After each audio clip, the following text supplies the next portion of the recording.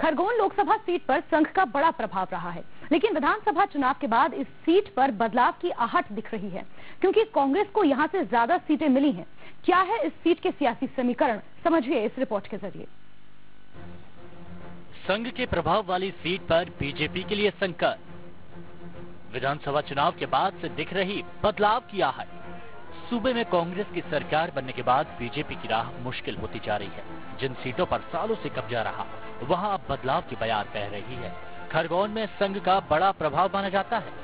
खरगोन में पिछले 3 चुनाव से बीजेपी की एक तरफा जीत होती रही है, लेकिन विधानसभा चुनाव के बाद सियासी समीकरण बदल गए। किसानों की नाराजगी साफ दिखी थी। खरगोन में विधानसभा की 8 सीटें हैं, इनमें से बीजेपी को सिर्फ 1 सीट मिली। कांग्रेस 6 सीटें जीतने में कामयाब रही। 1 सीट पर निर्दलीय की जीत हुई। बीजेपी को विधानसभा चुनाव में 3 सीटों का नुकसान हुआ।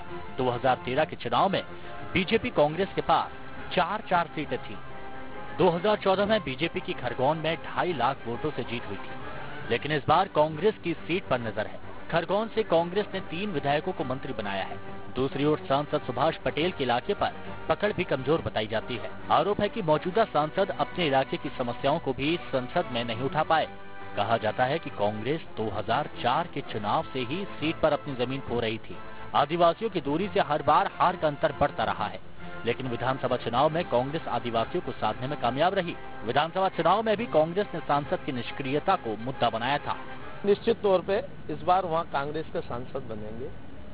मैं ये कहना चाहता हूँ कि जनता को थोड़ी देर तक बेवकूफ बनाया जा सकता है। भारतीय जनता पार्टी की कथनी करनी में बहुत फर्क है। जो कहती है वो कभी नहीं करती। तो जनता, और क्या है कि ये किसी भी बात को बार बार बोलते हैं, जोर से बोलते हैं, इनकी आदत है। तो कई बार जनता भ्रमित हो जाती है, लेकिन इनकी कथनी करनी में फर्क है। जो कहते हैं ये करते नहीं है। जनता समझ जाती है कि ये किस टाइप के लोग हैं। और मैं आपको एक बात बताना चाहता हूं कि सिर्फ खरगोन ही नहीं, पूरे मध्य प्रदेश में इस बार 29 सीटों में से पूरी, मैं तो ये कहता हूं कि 29 में से 29 आएंगी। हालांकि बीजेपी का दावा है कि विधानसभा और लोकसभा के मुद्दों में फर्क होता है। ऐसे में कांग्रेस के सपने पूरे नहीं होने वाले। विधानसभा चुनाव के परिणामों को सांसद के कार्यकाल से या सांसद की सक्रियता और निष्क्रियता से जोड़कर नहीं देखा जा सकता, न हमारा संगठन इस दृष्टिकोण के आधार पर आकलन करता है। चूंकि वो आरक्षित वर्ग की सीट हो गई है और अनुसूचित जनजाति वर्ग से वहां पर प्रतिनिधित्व संसदीय क्षेत्र का होता है। सुभाष पटेल जो है वो एक संभावनाशील नौजवान है और क्षमतावान है। मेरे साथ उन्होंने मेरे कनिष्ठ के नाते, छोटे भाई के नाते बहुत लंबे समय तक काम भी किया है। युवा मोर्चे में भी मेरे कालांतर में बाद में उन्होंने काम किया है। तो मुझे लग रहा है कि सुभाष पटेल जो है वो अपने संसदीय क्षेत्र में बहुत सक्रिय रहे हैं। और जहां तक प्रश्न उठाने की बात है तो लोकसभा में उन्होंने अपनी भूमिका को बखूबी निभाया भी है। एक नजर डालें खरगोन लोकसभा सीट के चुनावी इतिहास पर, तो पहला चुनाव 1962 में हुआ। ये सीट शेड्यूल्ड ट्राइब्स के लिए रिजर्व थी। पहले चुनाव में जनसंघ को जीत मिली थी, लेकिन अगले चुनाव में कांग्रेस को जीत मिली थी। बीजेपी को पहली बार इस सीट पर 1989 में जीत मिली। बीजेपी को 3 चुनावों में जीत मिली है। 1999 में कांग्रेस ने फिर वापसी की थी। 2004 में बीजेपी की जीत हुई। इसके बाद 2007 के उपचुनाव में कांग्रेस ने वापसी की। 2009 के बाद से लगातार बीजेपी जीतती आ रही है। आदिवासी बाहुल्य इस इलाके में विधानसभा चुनाव में वोटरों का मूड बदला है, बावजूद इसके कि खरगोन में संघ का बड़ा प्रभाव रहा है।